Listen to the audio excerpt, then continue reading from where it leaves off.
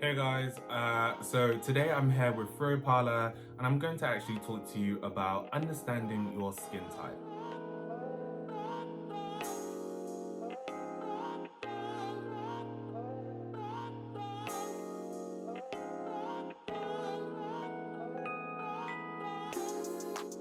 Jumping straight into it, one of the biggest mistakes that people make is assuming that because someone looks like them, they have a similar skin type.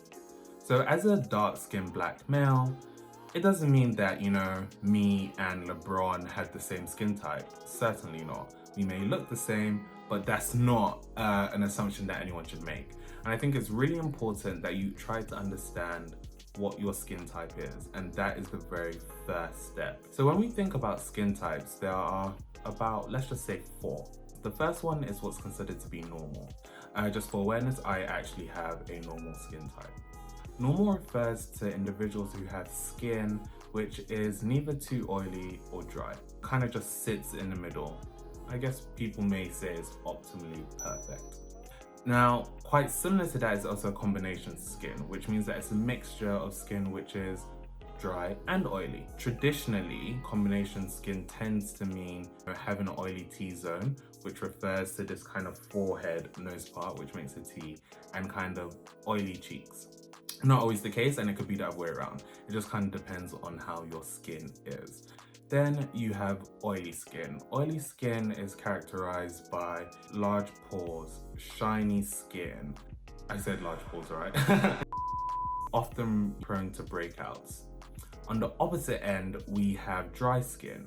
So, flaky, your skin may get red, it may hurt, depending on your skin color. So if you're dark skin like me, what you start to see is that sometimes if you don't moisturize or you don't moisturize enough, your skin takes this kind of chalky, white-like appearance. I guess those are the 4 main ones. So oily, normal, dry, combination. Now, there is another skin type which is called sensitive.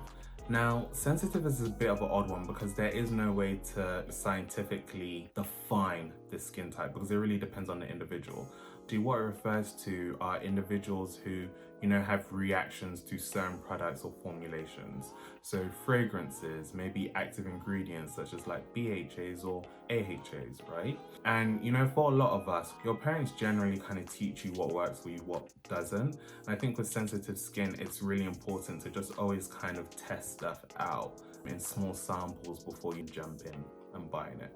Otherwise, you're wasting money and your skin's also gonna just get like mashed up in the process, which isn't great. There is a difference between having sensitive skin and skin that's become sensitized. Sensitized skin often refers to someone who has potentially damaged their skin barrier. So this could be from overexfoliation, this could be from, using a lot of active ingredients at a high concentration and not using them properly.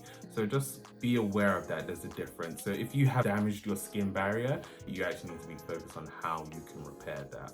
Now, for each of your skin types, there are definitely products that will be geared more towards different skin types. Typically, when you have a normal skin type, generally, almost every single product works fine. But for example, if you have dry skin, you really want to stay away from products which strip your skin. So cleansers that have alcohol in them, which can strip your skin of the small oils that it has.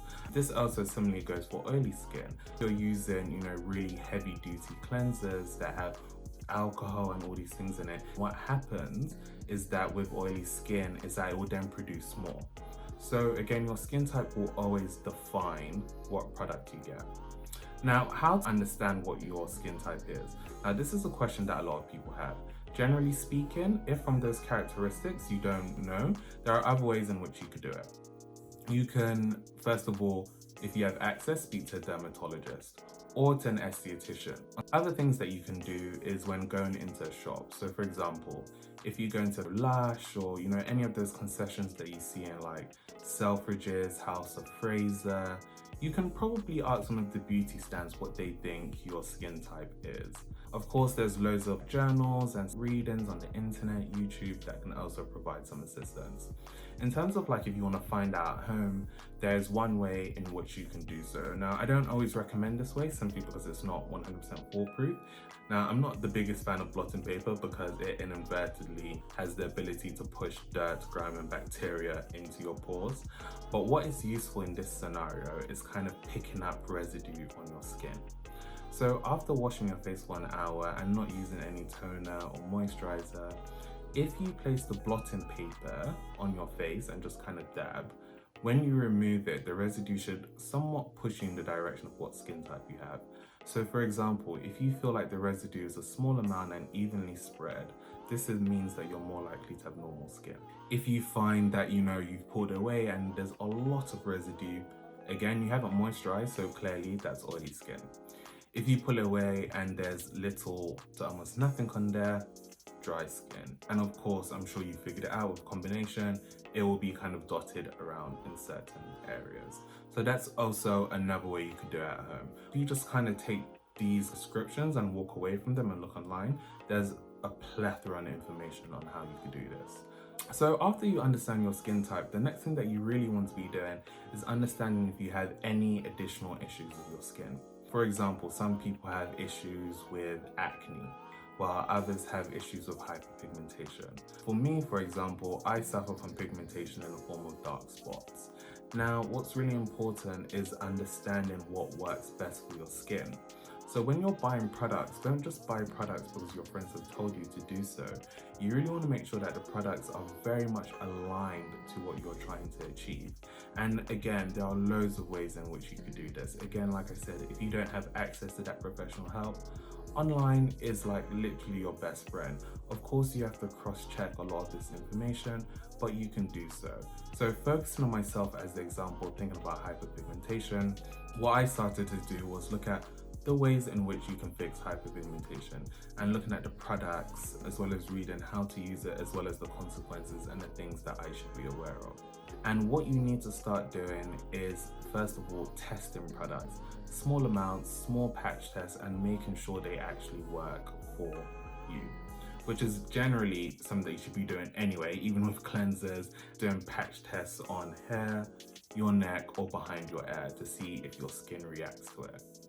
So in the case of hyperpigmentation, some of the products that I use include azelaic acid, kojic acid, and AHAs.